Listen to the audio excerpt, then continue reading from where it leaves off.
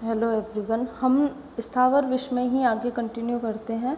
आपके जो सिलेबस के अंदर जितने भी स्थावर विषय बचे हैं ऑलमोस्ट सारे हो चुके हैं, केवल 4 पॉइजन बचे हैं।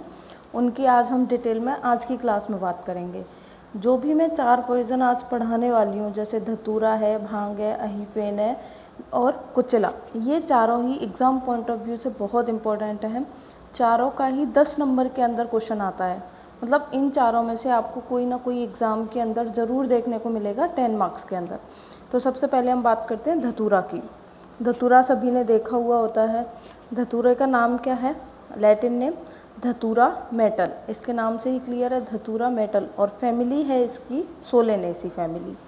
अब बात करते हैं इसके संस्कृत नेम की, इसके पर्यायवाची और क्या क्या हैं। इसको उन्मंत भी कहा जाता है। उन्मंत का बेसिकली मतलब क्या होता है? उन्मत्त का मतलब होता है पागल। पागल या विभ्रम या उन्माद की अवस्था, उसको उन्मत्त समझते हैं।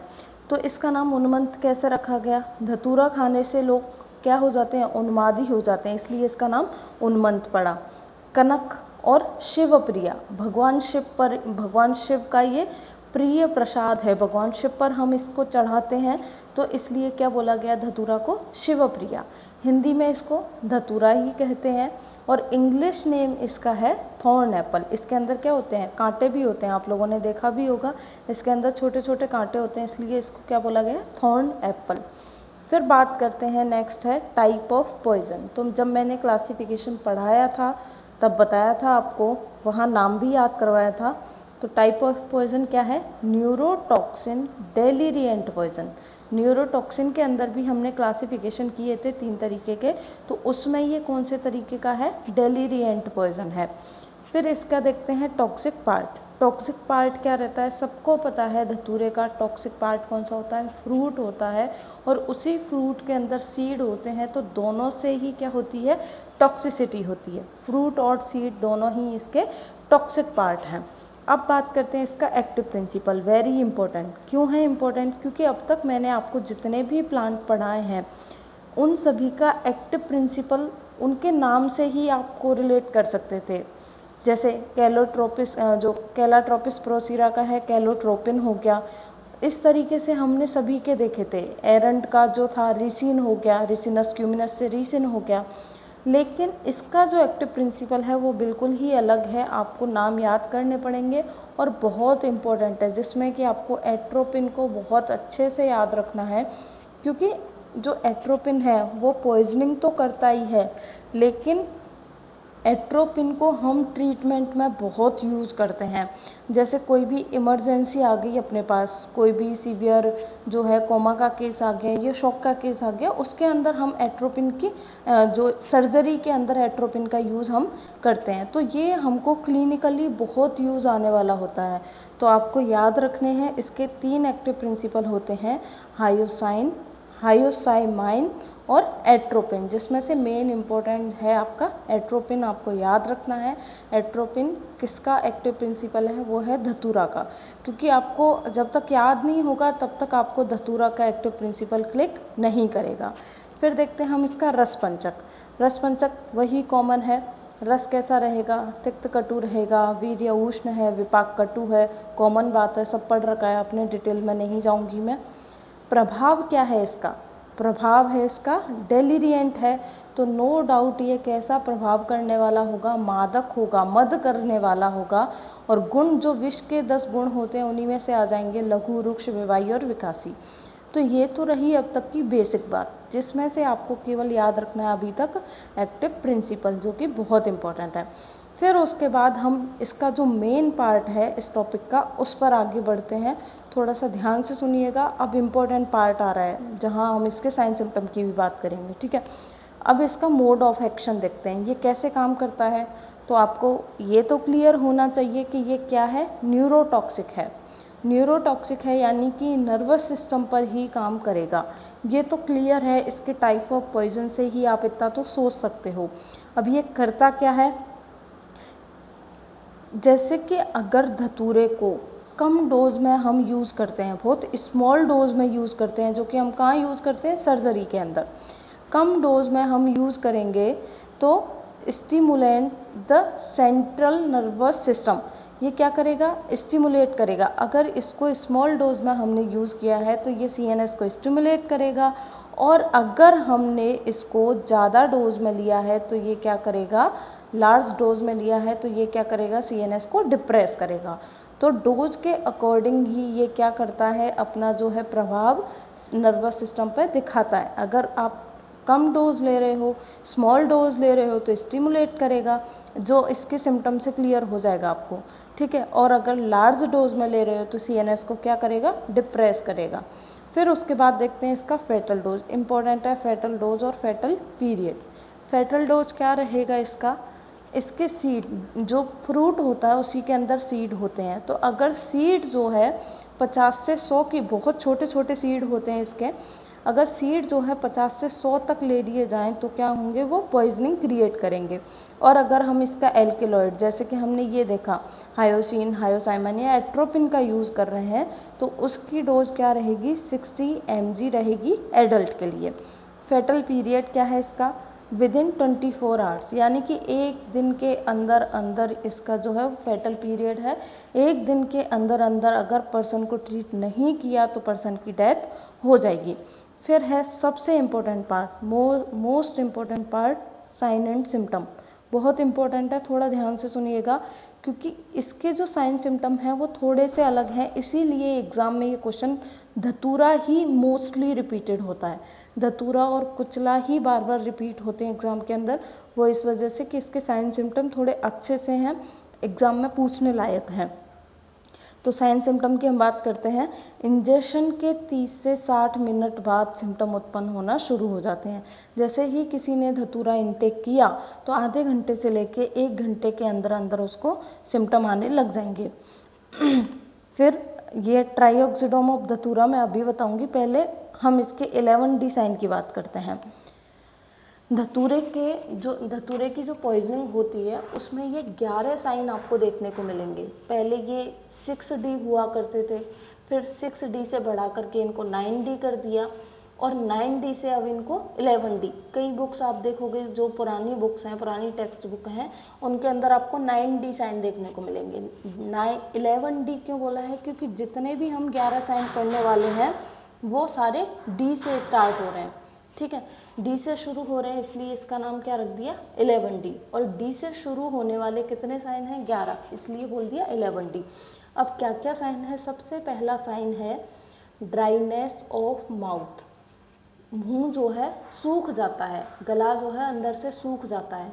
अब किस तरीके से सूखेगा गला, कैसे कंपेयर किया इसको, ड्राई एज बोन। जैसे आपने किसी जानवर की बोन देखी हो, रास्ते में पड़ी रहती है, जनरली नज़र पड़ी जाती है, आपने कभी देखी हो, तो बोन जो है वो उसके ऊपर बिल्कुल भी जो है क्या है, चिकनाहट नहीं होती है, वो एकदम क्या होती है, ड्राई होती है, एकदम सूखी होती है। केवल उसी तरीके से क्या है, धतूरे की पॉइजनिंग में जो है गला सूख जाता है। मतलब कि क्या है, बिल्कुल भी सलाइवा नहीं होगा, बिल्कुल भी गले के अंदर कोई भी लिक्विड नहीं होगा, एकदम पूरी तरीके से गला सूख जाएगा। उसको क्या बोला है, ड्राइनेस ऑफ माउथ, और उसी को बोला है ड्राई एज बोन। और इसकी वजह से हमें क्या सिम्टम देखने को मिलेंगे, अगर मुंह सूख जाएगा तो क्या देखने को मिलेगा उस पर्सन को, नोजिया और वोमिटिंग। अब वापस से इधर आते हैं, जो ट्राइऑक्सीडोम ऑफ धतूरा, इसके अंदर 5 साइन माने गए हैं, ठीक है। तो इसके अंदर एक साइन और आता है, ये 2 नंबर के अंदर आपसे पूछ लिया जाता है, ट्राइऑक्सीडोम ऑफ धतूरा को एक्सप्लेन कीजिए कि उसके अंदर कौन कौन से साइन आते हैं। तो एक साइन इसके अंदर ये भी आता है, ड्राई एज बोन। तो ड्राई एज बोन का मतलब आपको अब क्लियर होना चाहिए। ड्राई एज बोन हम किसको कह रहे हैं, ड्राइनेस ऑफ माउथ, मुंह का सूखना, मुंह सूख रहा है उसी को हम बोल रहे हैं ड्राई एज अ बोन। मुंह जो है वो बोन की तरह सूख जाता है, इसलिए उसको कंपेयर किया है। सेकंड हमारा डी साइन है वो है डिस्फेजिया। डिस्फेजिया बोले तो निगलने में उसको क्या होगी, डिफिकल्टी होगी, डिफिकल्टी इन स्वेलिंग। कुछ भी निकलेगा, पानी निकलेगा या कुछ भी खाएगा तो उसको बहुत पेन होगा, तो उसको बोल दिया डिस्फेजिया, ठीक है। फिर उसके बाद है थर्ड डी साइन है वो है आपका dilatation of cutaneous blood vessels. जो फेस पर छोटी छोटी जो ब्लड वेसल्स होती हैं, जो क्यूटेनियस ब्लड वेसल हमारे फेस पर जो प्रेजेंट हैं, उनके अंदर क्या हो जाता है, डायलिटेशन हो जाता है, वो फैल जाती हैं। वो फैल जाती हैं तो उनकी अपीयरेंस हमें कैसा, फेस की अपीयरेंस हमें कैसी दिखाई देती है, red as beet, beet root, चुकंदर के लिए बोला है, रेड एज बीट, चुकंदर की तरह लाल जो है वो चेहरा हमें दिखाई देता है। कब दिखाई देगा, जब चेहरे की जो छोटी छोटी जो क्यूटेनियस ब्लड वेसल्स हैं उनके अंदर डायलिटेशन हो जाएगा। ठीक है, तो उसको कंपेयर किया है रेड एज बीट। तो ट्राइऑक्सिडोम का आपका सेकंड जो साइन है वो है रेड एज बीट, यानी कि चुकंदर की तरह लाल जो है चेहरा इसमें देखने को हमें मिलेगा। फिर उसके बाद नेक्स्ट है यानी कि अगर ऐसा हुआ तो इसकी वजह से जो फेस की अपीयरेंस है वो हमें कैसी दिखाई देगी, फ्लश्ड फेस दिखाई देगा, और कंजक्टिवा कैसी हो जाएगी, कंजस्टेड हो जाएगी, क्योंकि फेस के साथ साथ आई की ब्लड वेसल जो भी हैं, कंजक्टिवा की जो ब्लड वेसल्स हैं उनके अंदर भी क्या हो जाएगा, हमें डायलिटेशन देखने को मिलेगा, इसलिए कंजक्टिवा भी कैसी होगी, कंजस्टेड होगी। फिर उसके बाद है फोर्थ साइन है डिसार्थ्रिया। इसका मतलब क्या होता है, डिफिकल्टी इन टॉकिंग, पर्सन जो है वो बोल भी नहीं पाएगा, बिल्कुल भी क्या है, बोलने में उसको तकलीफ होगी। अब ये क्यों होगी, क्योंकि हम पहला साइन देख चुके हैं ड्राइनेस ऑफ माउथ, यहाँ भी क्या है, सलाइवेशन नहीं है। अब बोलने के लिए वोकल कॉर्ड की मूवमेंट के लिए जो है फेस के जो मुंह के अंदर क्या है, सलाइवा होना चाहिए। तो due to inhibition of salivation, इसके कारण पर्सन जो है वो बोल भी नहीं पाएगा। जब मुंह सूखा रहेगा उसका तो उसकी आवाज़ भी नहीं निकलेगी, बोलने में भी उसको क्या होगा, पेन होगा, इसलिए इसको बोल दिया डिसार्थ्रिया, डिफिकल्टी इन टॉकिंग। फिर है फिफ्थ साइन है डिप्लोपिया। डिप्लोपिया क्या है, ब्लाइंड एज बैट, जैसे बैट को कुछ दिखाई नहीं देता है, बिल्कुल उसी तरीके से टेम्परेरी ब्लाइंडनेस, यानी कि इसकी पॉइजनिंग होने पर उसको आंखों से कुछ भी क्लियर दिखाई नहीं देगा, लेकिन टेम्परेरी, जब तक पॉइजनिंग है तब तक उसको ट्रीट कर दिया, ठीक हो जाएगा पर्सन, तो इसको बोल दिया डिप्लोपिया, ब्लाइंड एज बैट। तो ट्राइऑक्सिडोम का जो आपका थर्ड साइन है वो ब्लाइंड एज बैट देखने को मिलेगा। तो अब तक हम 3 साइन पढ़ चुके हैं ट्राइऑक्सिडोम के, red as beet, dry as bone और ब्लाइंड एज अ बैट। ठीक है, फिर उसके बाद है सिक्स साइन। सिक्स नंबर पे क्या लिखा हुआ है, ड्राई हॉट स्किन। स्किन जो है वो एकदम ड्राई और हॉट हो जाती है, क्योंकि क्या होगा, इसमें भी क्या होगा, डिहाइड्रेशन देखने को मिलेगा हमें। तो इसको कंपेयर किया है hot as hare. Hot as hare जैसे खरगोश होता है, सेम उसी के जैसा, एक तरीके से आप खरगोश ही समझ सकते हो, रैबिट ही होता है एक तरीके का ये। तो वो कैसा होता है, उसकी स्किन वो एकदम कैसा होता है, हॉट होता है और उसकी स्किन एकदम ड्राई होती है।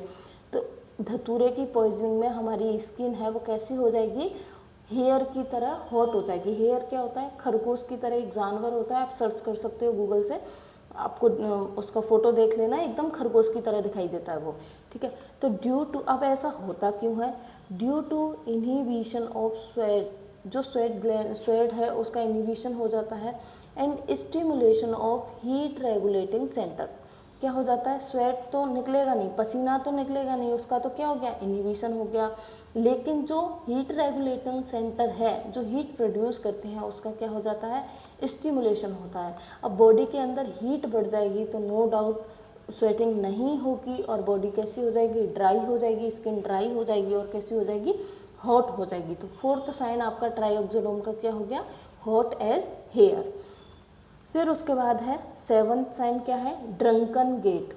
जैसे कई लोगों को आपने जो नशा कर लेते हैं, जो शराब पीते हैं, तो उन लोगों की जैसी चाल हो जाती है, वो लोग जैसे चलते हैं लड़खड़ा के, उसी तरीके से इसकी पॉइजनिंग में होगा, ड्रंकन गेट, यानी कि कंफ्यूजन, कहाँ चल रहा है, कैसे चल रहा है, कुछ नहीं पता, और उस पर्सन को क्या आते रहेंगे, कन्वर्जन आते रहेंगे। फिर उसके बाद है एट्थ साइन, वो है डेलीरियम। डेलीरियम को कंपेयर किया है मेड एज, नेट नहीं है ये, वेट हैन है, गीली जो हैन, गीली मुर्गी, जैसे कि अगर हैन के ऊपर पानी डाल दो या वो गीली हो गई तो वो जिस तरीके से पागल होकर झटपटाती है उस पानी को अपने आप से दूर करने के लिए, बिल्कुल उसी तरीके से इसके डेलीरियम को कंपेयर किया है। अब इसमें डेलीरियम क्यों, क्योंकि उस पर्सन को ऑडिटरी और विजुअल डिस्टरबेंस हो जाता है, यानी कि ना तो उसको ढंग से सुनाई देता है ना उसको ढंग से दिखाई देता है, तो वो पागलों की तरह जो वो हाल है अपना करने लगता है, यानी कि पागलों की तरह बिहेव करने लगेगा, डेलीरियम की कंडीशन में चला जाएगा। इसलिए उसको मैड एज वेट हैन कर लेना, नेट नहीं है ये, वेट, WET, वेट हैन। तो ये आपका 5th साइन है ट्राइऑक्सिडोम का, ठीक है। फिर है 9th साइन ड्राउजीनेस, उसको चक्कर आते रहेंगे। डिमिनिस्ड बाउल साउंड, उसको जो है उसके बाउल मूवमेंट कैसे हो जाएंगे, डिस्टर्ब्ड हो जाएंगे, जो उसको कभी डायरिया कभी कॉन्स्टिपेशन ऐसे देखने को मिलेगा, डिस्टर्ब हो जाएगा। Distension of urinary bladder, urinary bladder का क्या हो जाएगा, डिस्टेंशन हो जाएगा, वो लार्ज हो जाएगा। तो इस तरीके से हमें 11 साइन उसके अंदर देखने को मिलते हैं। साइन बहुत इंपॉर्टेंट है, आपको कुछ समझ नहीं आया हो तो आप पूछ सकते हो, इम्पोर्टेंट भी है, इजी भी है, क्योंकि सारे डी से हैं तो आपको ज़्यादा 1-2 बार पढ़ोगे इजीली आपके दिमाग में बैठ जाएंगे, आपको ज़्यादा दिक्कत नहीं आएगी। और इन 11 के अलावा आपको कुछ भी इसके अंदर याद नहीं करना, केवल इसके 11 डी साइन आप अच्छे से पढ़िए। और इसी 11 डी के अंदर जो अगर 2 नंबर के अंदर आपसे ट्राइऑक्सिडोम पूछ लिया जाए तो ये हमने पांचों के पांचों पढ़ लिए उसके अंदर, इनकी डिटेल आप वहाँ से देख लीजिएगा। फिर उसके बाद नेक्स्ट है इसका पोस्टमार्टम अपीयरेंस। मान लीजिए किसी पर्सन की डेथ हो गई तो उसका हमें एक्सटर्नल और इंटरनल अपीयरेंस क्या देखने को मिलेगा। एक्सटर्नल अपीयरेंस में साइनोसिस, उसकी बॉडी जो है वो ब्लूइश हो जाएगी, फेस जो है उसका फ्लश्ड हो जाएगा, और फेशियल हेमरेज, जगह जगह उसके हेमरेज हमें देखने को मिलेगा, कुछ जगह जगह छोड़ के उसकी बॉडी पर स्किन पर क्या हो देखने को मिलेगा, हेमरेज देखने को मिलेगा। फिर उसके बाद है इंटरनल, इंटरनल में हमें क्या देखने को मिलेगा, GIT का वही इन्फ्लामेशन, ये तो सबका सेम ही रहता है, इन्फ्लामेशन और GIT का कंजेशन देखने को मिलेगा। और अगर हम उसका और जो है पोस्टमार्टम अगर और क्लियरली करते हैं तो क्या है, जैसे ही हम उसके स्टमक के कंटेंट को देखेंगे तो हमें उसके स्टमक के अंदर फ्रेगमेंट एंड सीड रेजिड्यू, उस धतूरे के जो है फ्रेगमेंट और उसके बीज हमें स्टमक के अंदर देखने को मिलेंगे, ठीक है। तो उसके अंदर जितने भी विसराज हैं, जितने भी इंटरनल उसके ऑर्गन हैं, उन सभी का हमें कंजेशन देखने को मिलेगा, साथ साथ सभी का इन्फ्लामेशन देखने को मिलेगा। और एक ये पॉइंट अलग है, इसमें उसके जो सीड हैं, जो फ्रेगमेंट हैं फ्रूट के, वो हमें स्टमक के अंदर देखने को मिलेंगे, ठीक है। फिर है इसका medico legal case. Medico legal case, अगर सीड है, बच्चे गलती से खा गए तो एक्सीडेंटल पॉइजनिंग है वो पॉसिबल है।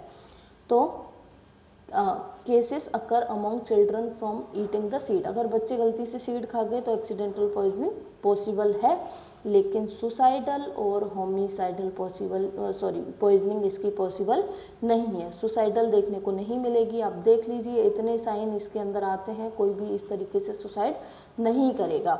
होमिसाइडल भी इसकी पॉसिबल नहीं है, क्योंकि धतूरे को सब पहचानते हैं, इसलिए इसकी होमिसाइडल पॉइजनिंग भी पॉसिबल नहीं है। लेकिन इसको रोड पॉइजन कहा जाता है। रोड पॉइजन क्यों कहते हैं हम, मैंने जब आपको क्लासिफिकेशन पढ़ाया था तब बताया था, स्टूफिफाइंग पॉइजन होते हैं, उनका यूज़ हम कब करते हैं, जब रॉबरी के पर्पज से कोई यूज़ कर रहा है, या किसी पर्सन को मारने के लिए नहीं, केवल थोड़ी देर के लिए बेहोश करने के लिए हम जिस तरीके से कोई भी पॉइजन का यूज़ करते हैं, तो उसमें एक पॉइजन धतूरा भी आता है। तो इसको स्टूपीफाइंग एजेंट की तरह हम यूज़ करते हैं, यानी कि किसी को भ्रम में डालने के लिए, जिससे क्या है, कोई भी रॉबरी के केस में ये मेनली किया जाता है, जो भी चोर वगैरह होते हैं वो घर के लोगों को इसकी पॉइजनिंग कर सकते हैं। तो इस तरीके से धतूरे का जो है आपको मेन इसके अंदर 11D साइन और ये सब है।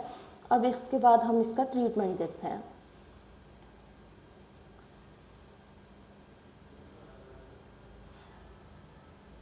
ये PDF में थोड़ा एक पेज पीछे है, आप लोग देख लीजिएगा। धतूरे का जो ट्रीटमेंट है वो हम किस तरीके से करेंगे, मैनेजमेंट, तो मैनेजमेंट में सारे पॉइंट तो वही रहते हैं अपने, जो हम शुरू से पढ़ते आ रहे हैं 5 पॉइंट।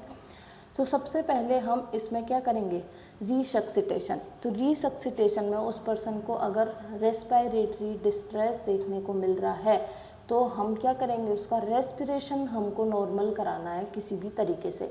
तो उसके लिए हम उस पर्सन को क्या देंगे, एमिनोफाइलिन और हाइड्रोकोर्टिसोन का इंजेक्शन देंगे, IV दे सकते हैं। ये दोनों इंजेक्शन देंगे, जिससे क्या होगा, उसका रेस्पिरेशन जो है वो नॉर्मल हो जाएगा। और इसके साथ साथ हमें क्या करना है, उसको O2 इन्हेलेशन और वेंटिलेशन देना है। यानी कि कुछ भी करके हमें पहले उसका रेस्पिरेशन जो है मेंटेन करना है, उसका रेस्पिरेशन प्रॉपर होना चाहिए।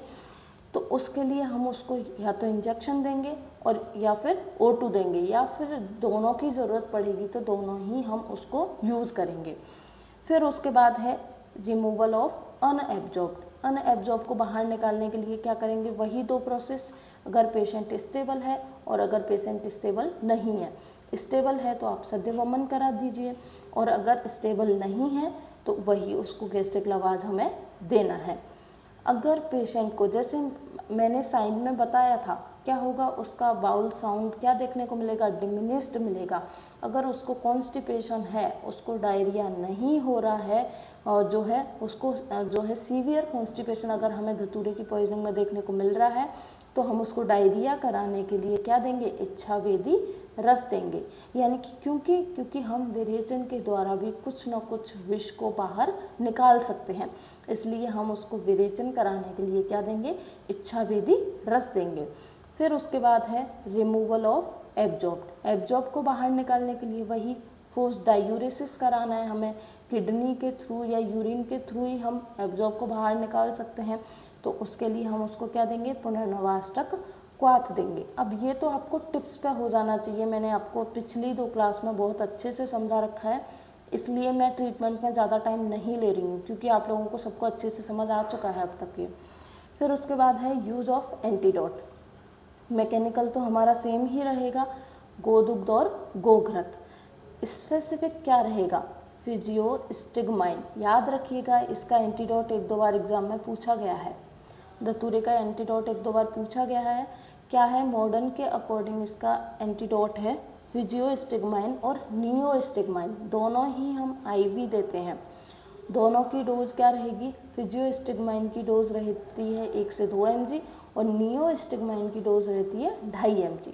ये तो रहा मॉडर्न का एंटीडोट। लेकिन आयुर्वेद का एंटीडोट क्या है, वृंताक फल बीज रस पान। वृंताक किसको कहते हैं, बैंगन को बोलते हैं, ठीक है। तो वृंताक फल के जो बीज होते हैं उनका रस का पान करवाना है उसको। साथ के साथ कार्पास अस्थि व पुष्प क्वाथ, कार्पास अस्थि और पुष्प दोनों का उसको क्वाथ पिलाना है, और उसको नींबू पानी दे सकते हैं, नींबू सरस दे सकते हैं।